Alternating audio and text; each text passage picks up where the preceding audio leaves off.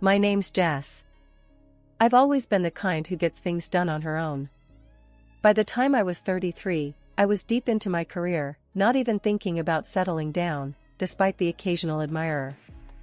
But, as they say, life happens when you're busy making other plans. It was a regular Wednesday evening, and I was about to head home from work when my car decided it had other ideas. There I was, stranded in the office parking lot, hood up, hands on my hips, cursing under my breath at the smoking engine. That's when Tom walked over.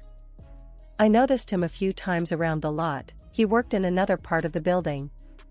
Tall, with a kind of quiet confidence about him, he had that look that said he could handle just about anything. "Car trouble?" he asked, an eyebrow raised as he approached. "You could say that," I replied, trying not to show my frustration. "It just started making this awful noise, and then smoke everywhere." Tom chuckled, which normally would tick me off, but there was something genuine about it that kept me calm. "Mind if I take a look?" "Be my guest." I gestured towards the open hood. "I'm Jess, by the way." "Tom," he said, extending a grease-free hand, surprisingly. "Let's see what's going on with this old beast." He poked around for a minute, then straightened up, wiping his hands. "It's your alternator, I'd bet my last dollar on it. You're not going anywhere tonight unless you get it towed." "Great, just my luck." "Fantastic," I sighed. "Thanks for the diagnosis." Tom laughed again, pulling out his phone. "I've got a buddy who owns a shop not too far from here. Let me call him and see if he can help us out." While he talked on the phone, I couldn't help but notice how easy it was to just stand there with him. It wasn't like me to feel comfortable with a stranger so quickly. "All right, he can tow your car tonight, and he'll look at it first thing tomorrow. I can give you a lift home if you need," Tom offered after he hung up. I hesitated for a moment. Mom always said not to get in cars with strangers, but then again, I wasn't exactly a kid anymore. "Sure, that'd be great. Thanks, Tom." "No problem. Just trying to be helpful," he said with a smile. "Besides, it's not every day I get to rescue a damsel in distress." "Whoa there, cowboy." I shot back playfully, "I'm no damsel, and I'm not in distress. I just have a stubborn car." "Noted." Tom grinned as we walked to his car. Stubborn car, tough owner. The drive was short but filled with easy conversation. We talked about work, our favorite places to eat around town, and some of the crazy experiences we had at our jobs. It was refreshing to talk to someone so normal. When he dropped me off at my apartment, he handed me a business card. "In case you need a ride to the shop tomorrow, or if your car gives you more grief." I took the card, a small smile playing on my lips. "Thanks, Tom. Maybe I'll call you, and not just for car troubles." He winked as he drove off, leaving me there with a weird feeling in my stomach. Excitement? Maybe. For the first time in a long while, I was actually looking forward to what tomorrow might bring. After Tom and I met, things moved pretty fast in a good way. He was open right from the start, which I respected a lot. But as we got closer, he started to share more about his family dynamics, and it wasn't the pretty picture I was used to growing up with. Tom's older brother, Mike, had always been the golden boy in the eyes of their parents, especially their mom, Linda. According to Tom, Linda doted on Mike, always talking him up as the smartest and most successful. Mike got more attention, more praise, and yeah, more of everything else too. Tom seemed to have made his peace with being the second fiddle, but for someone like me, who came from a family where love and fairness were a big deal, it was hard to swallow. I remember telling Tom, "It's not right, you know. You're just as great as anyone, Mike included." Tom just shrugged, a little uncomfortable. "That's just how it is, Jess. I've dealt with it. Let's not make waves, okay?" The first time I met Linda, it was clear she wasn't thrilled about me. It wasn't anything she said outright, it was more the way she talked about Mike in front of us, barely acknowledging Tom's achievements. "Mike just got promoted again. Can you believe it? We're so proud," she'd gush, while Tom just nodded along. Despite all that, I still tried to make a connection, but it felt like hitting a brick wall. Eventually, I realized maybe Tom and I were better off without trying so hard to win them over. 2 years down the line, Tom and I decided to tie the knot. It wasn't a big affair, just something small, with a few close friends and family. Mike, surprisingly, was genuinely happy for us, which was more than I could say for Linda and her husband. They showed up, sure, but there wasn't much joy in their congratulations. At the reception, I caught Linda boasting to another relative about Mike's latest business venture, loud enough for nearby tables to hear. I was mingling nearby with some of our friends when Tom caught my eye, a look of resignation on his face. I walked over to him, squeezing his hand. "Hey, let them talk about whatever. Today's about us, right?" I whispered. "Right," Tom nodded, giving me a small smile. "Thanks for putting up with all this, Jess." When Mike and his wife welcomed their first child, a boy, the entire family went all out. I mean, it was like a royal celebration. Linda threw a huge bash, balloons, cake, the works. Her social media was on fire with photos and posts about being the world's happiest grandma. The love and pride she poured into that event were obvious to anyone who saw it. A year later, Tom and I had our little Emily, and the contrast in Linda's reaction couldn't have been starker. There was no big party, no social media fanfare. Honestly, it stung more than I thought it would. When Linda called to congratulate us, her voice carried that formal tone reserved for acquaintances, not family. "Congratulations, Jess, Tom. A girl, that's nice," she'd said, her enthusiasm as flat as a pancake. "Thanks, Linda. We're really excited."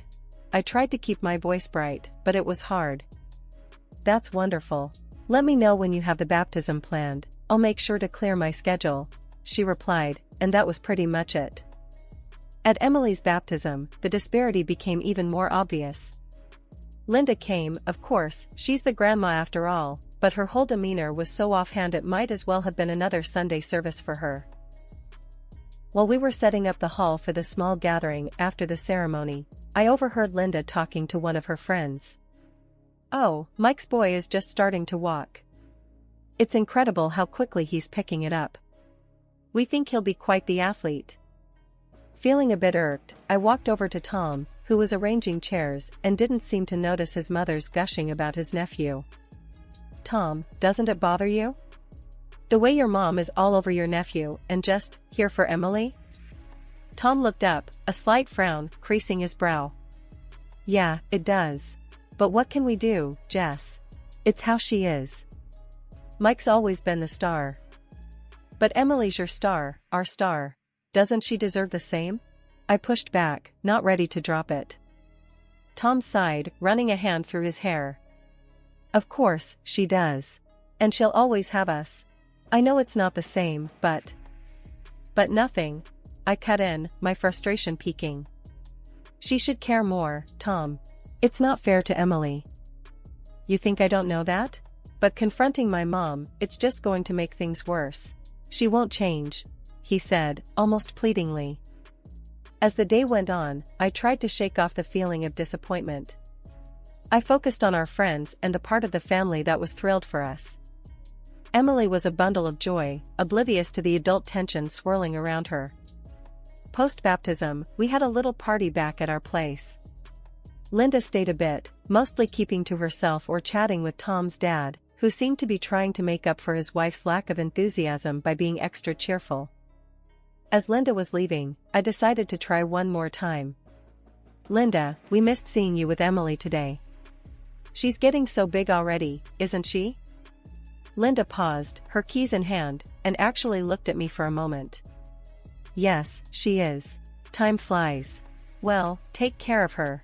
And let me know if you need anything." Emily grew more curious and chatty as she hit her 3rd birthday. Kids, they notice more than you think, and it wasn't long before she started asking about her grandparents. "Mommy, why doesn't Grandma Linda come to see me like she sees Cousin Jack?" Emily's little voice was full of innocent confusion one evening while we were looking at family photos online.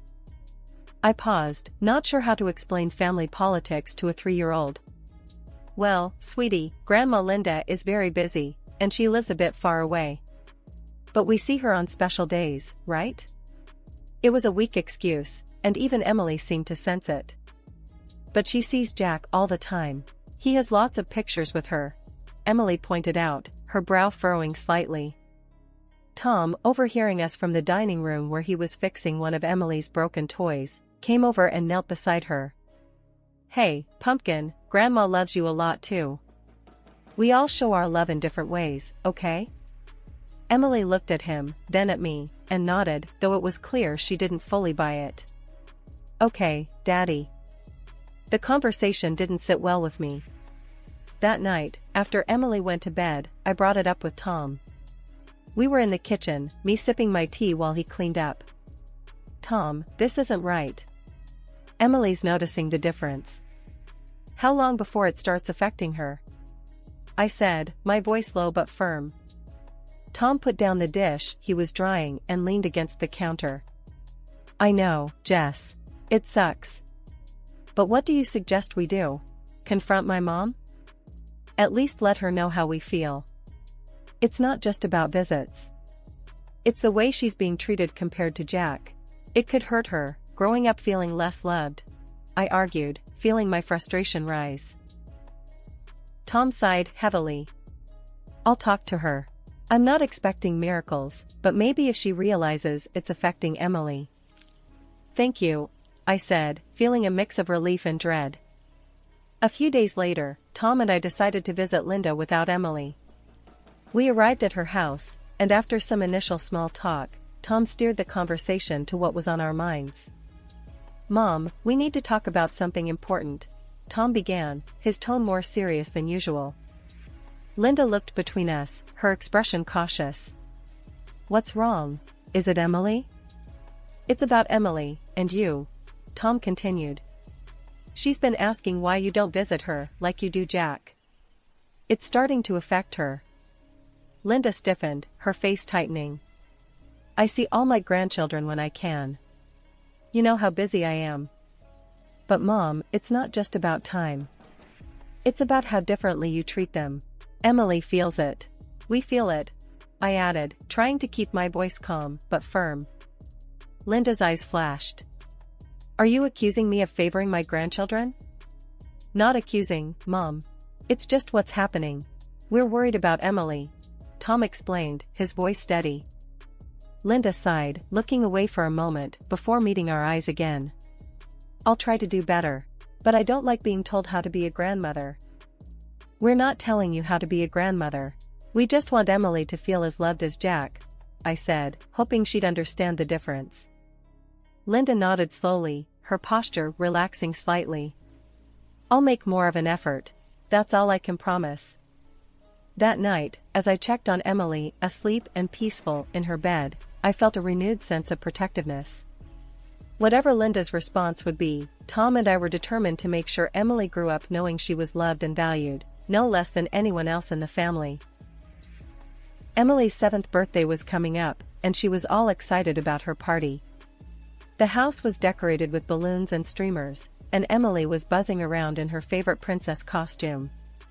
Guests started arriving, and the kids were having a blast. I kept an eye on the door, waiting for Linda and George. They finally showed up, about half an hour late. Linda had a small, somewhat dusty-looking gift bag in her hand. Emily ran up to them, excited. Grandma, Grandpa, she squealed, hugging George tightly. Happy birthday, sweetheart, George said, hugging her back. Linda handed Emily the gift bag with a tight smile. Here you are, dear. Happy birthday, she said, her voice lacking warmth. Emily opened the gift right away. It was a small stuffed animal, clearly not new. Oh, thank you, Grandma. Emily tried to hide her disappointment. I caught Tom's eye, and he frowned slightly. We both saw the letdown on Emily's face.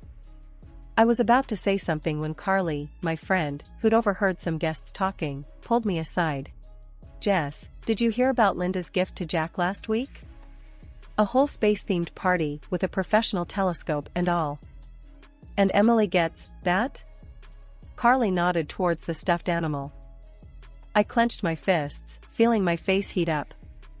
I can't believe this. Every time, Carly. It's like she does it on purpose. The party continued with lots of guests and relatives mingling and enjoying the day.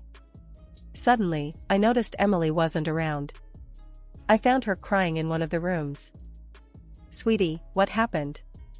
I asked, kneeling beside her. "Mommy, Cousin Jack said I'm a second-class person and I need to wash up before I can play with him," she sobbed, wiping her tears with the back of her hand. I felt a surge of anger. "He said what?" I stood up, stormed into the living room, and pulled Tom aside. "Tom, Jack is bullying Emily. He just told her she's second class." Tom's face turned red with anger. "What? I'll sort this out." He immediately went to find his brother, Mike. Mike was taken aback.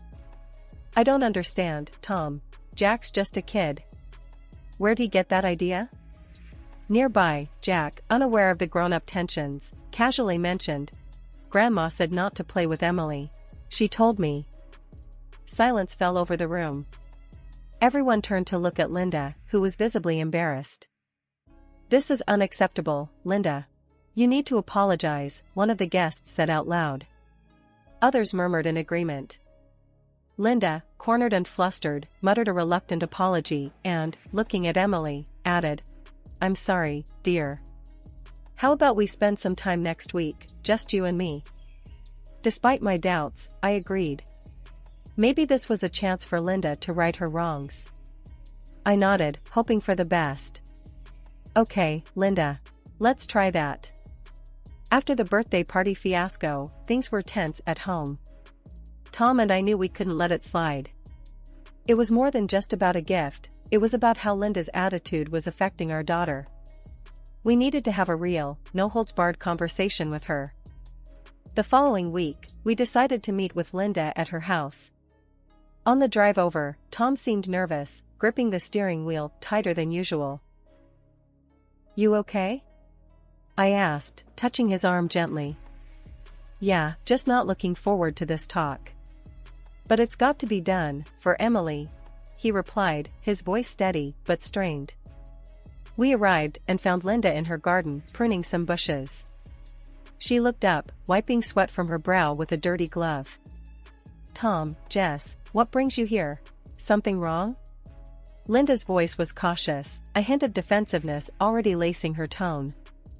"We need to talk, Mom. About what happened at Emily's party," Tom said, getting straight to the point. Linda sighed, setting down her gardening shears. "I thought this might be coming. Let's go inside." Once in the living room, I decided to kick things off. "Linda, what Jack said at the party, and your behavior, it's hurting Emily. She feels less loved, and that's not okay." Linda crossed her arms, her back straightening. "I already apologized for that. Jack's words were unfortunate, but kids say things without meaning them. It's more than just Jack, Linda. It's about how you treat her differently from her cousin. It sends a message, not just to the kids but to everyone," I pressed, trying to keep my voice calm but firm. Linda looked away, then back at us. "I do the best I can. I've always favored boys, it's just how I was raised. But I love all my grandchildren." "But your actions don't show that, Linda." "Actions speak louder than words," Tom interjected, his tone more forceful than I'd heard in a long time. There was a pause, heavy with tension, before Linda finally spoke, her voice softer, almost vulnerable. "Maybe I've been wrong. It's hard for me to admit, but perhaps I haven't been fair to Emily." Tom and I exchanged a quick glance, surprised by her admission. "I don't know how to fix this overnight, but I'm willing to try. For Emily," Linda continued, her eyes meeting mine, then Tom's. "We appreciate that, Linda. Maybe start by spending some quality time with Emily. Just the two of you," I suggested, hoping to bridge the gap. Linda nodded. "I'd like that. I'll call and set something up. A day at the zoo, perhaps? She likes animals, doesn't she?" "She does," I smiled, feeling a glimmer of hope. It was supposed to be a fresh start. Linda had promised to spend the whole day with Emily, just the two of them, which I thought was a great step towards mending their relationship. So, you can imagine my surprise when I saw her grandson, Jack, climbing into the car with them. "Linda, I thought today was about you and Emily spending time together," I said, a bit confused as we stood by her car. "I know, Jess, but I thought it would be good for them to have some time together too, to reconcile and fix things from the birthday party," Linda replied, sounding like she had the best intentions. Although hesitant, I didn't want to argue in front of the kids. "Alright, just make sure Emily has a good time too," I said, and gave Emily a little hug and a kiss. "You've got your phone, sweetie. Call me if you need anything, okay?" "I will, Mommy," Emily said, a bit uncertain but trying to be brave as she climbed into the car. I watched them drive off, feeling a mix of emotions but hoping for the best. Several hours later, my phone rang. It was Emily, and she was crying. "Mommy, I'm so cold and I'm scared," she sobbed into the phone, her voice quivering. "Baby, where are you? Why are you cold? It's warm outside," I said, my heart starting to race with worry. "I'm at the ice rink, Mommy. Grandma went somewhere with Jack. I don't know where they are," she cried, and my worry turned into anger. "The ice rink? Emily, why are you at an ice rink? Did Grandma not tell you where she was going?" "She said we were going for a walk, and then we came here. I didn't bring my jacket, Mommy. It's so cold," she continued, her voice shaking. "Okay, sweetheart, find someone who works there, maybe at the desk or a coach, and give them the phone," I instructed, trying to keep my voice calm for her sake. A few minutes later, a man came on the line. "Hello, I'm the skating instructor here. Your daughter was left unsupervised. We're keeping her safe and warm here with us."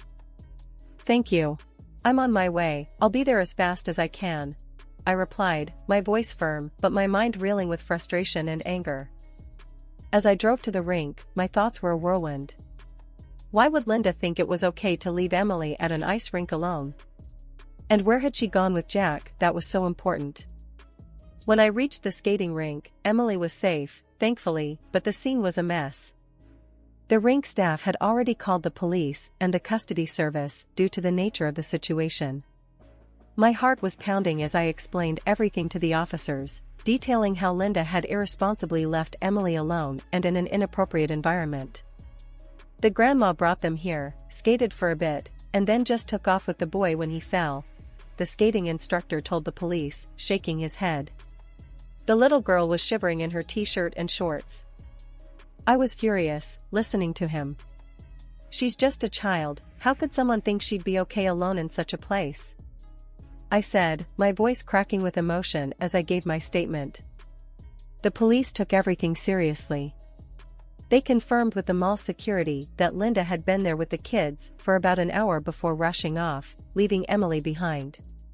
The more they learned, the angrier I felt. I called Linda right there, needing answers. "Linda, what were you thinking? Emily could have been seriously hurt. Jack was hurt, he needed me. Emily was fine when I left," Linda responded, her tone dismissive as if it was a minor oversight. "Fine? You left her alone, Linda." She was freezing and terrified. I snapped back, hardly believing her lack of concern. After hanging up with Linda, I called Tom to tell him everything. He was livid, beyond upset. "This is unforgivable, Jess. I'm going to make sure this gets handled properly," he said, his voice firm and resolute. The fallout was immediate and severe. The police conducted a thorough investigation, and Linda was fined heavily. Due to the circumstances, she was also barred from any unsupervised visits with Emily. When Tom's brother, Mike, heard about what had happened, he and his wife were appalled and pulled back from Linda, condemning her actions outright.